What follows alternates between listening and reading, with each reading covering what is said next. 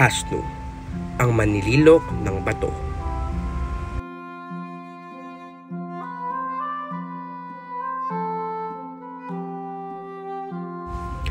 Sa isang malayong lalawigan sa Jiangsu sa bayan ng Nanjing sa China, ay naninirahan si Hashnu, ang manlililok ng bato. Ginagawa niya ang pag-uukit ng bato sa matagal ng panahon. Ang trabahong ito ay halos araw-araw niyang ginagawa sa ilalim ng matinding sikat ng araw. Mapapansing buong tiyaga niyang ginagampanan ang kanyang gawain. Ngunit isang araw ay nasambit niya sa sarili. Naku, pagal na ang aking katawan sa kahuhugis ng matitigas na bato. Sana ay mabuhay na lamang ang tao na hindi nahihirapang magtrabaho para hindi na magdala ng pait at maso rito araw-araw.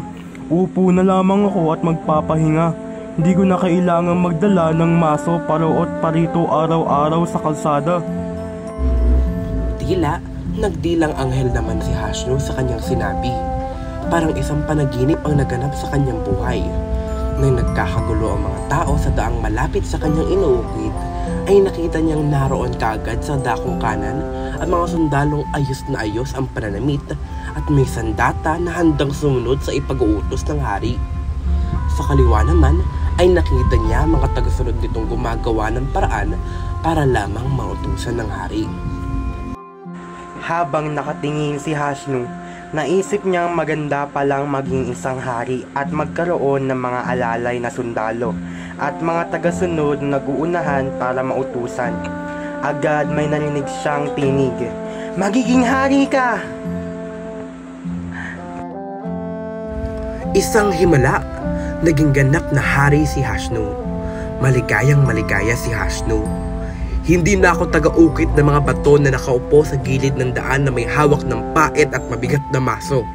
Isa na akong hari na nakasuot ng baluti, helmet at nakasakay sa pagitan ng mga sundalo at may tagasunod na pawang mapitagan sa akin. Mayabang siya sa paglakad, kaya't ang kanyang mga tauhan at talagang gumagalang sa kanya. Mabigat ang baluti at ang kanyang helmet na lubhang dikit sa kanyang ulo ay umaabot sa may kilay kaya nararamdaman niya ang pitik ng ulo. Nahirapan siya. Namumutla at napagod siya dahil sa matinding sikat ng araw. Naisip niyang kaya palang panghinain at talunin ng araw ang makapangyarihang hari. Muli niyang naisip, mas makapangyarihan ng araw na panghihina niya ang aking katawan. Naisip naman niyang maging araw at magkasabi nito ay milagrong muli na siya'y nakarinig ng tinig na narinig noon at nagli siya naging araw. Isang araw na siya ngayong nagliliyab sa kaitaasan at sumisikat ng matindi sa kalupaan. Hindi siya sanay magbigay ng sinag ng liwanag, kaya ang nakahihilakbot na sinag nito ang bumagsak sa mundo. Kaya ang mga nabubuhay sa mundo ay nangatuyo. Ang mga tao ay lubhang nananangis sa pangyayaring ito.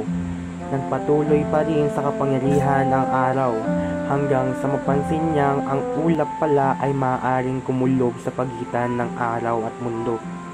Napatunayan niya na higit na makapangyarihan ang ulap sapagkat kaya nitong takpan ang kanyang sinag.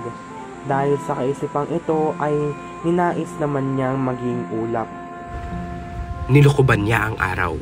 Hindi naglaon ay bumigat ito at bumagsak sa parang ulan sa mundo. Umapaw ang tubig sa mga lawa at sapa dahil hindi niya napigilan ang pagbagsak ng dami ng ulan.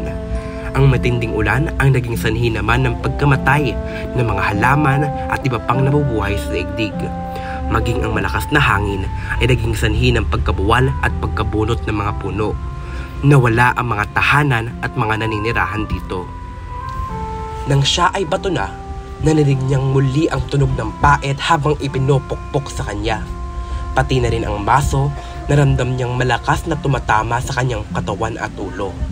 Nalaman niya ngayon na hindi nga siya natipag sa malakas na ulan at hangin, subalit siya ay nakayang hugisan ng anumang anyong isang manlililok. Nagmuni-muni siya. Natanto niyang walang ibang pinakamalakas kundi siya. Mulat sa katotohanan, muling humiling si Hashnu na ibalik siya sa pagiging manlililok. Kagyat siyang nanumbalik sa dating gawain at natagpuan niya ang sarili sa gilid ng kalye na nakaupo at nagsisimula na namang humugis ng iba't ibang anyo sa mga bato. Magmula noon, masaya nang nagtatrabaho ng buong husay si Hasnu. Panatag ang kanyang kalooban araw-araw sa pagiging manlilitok.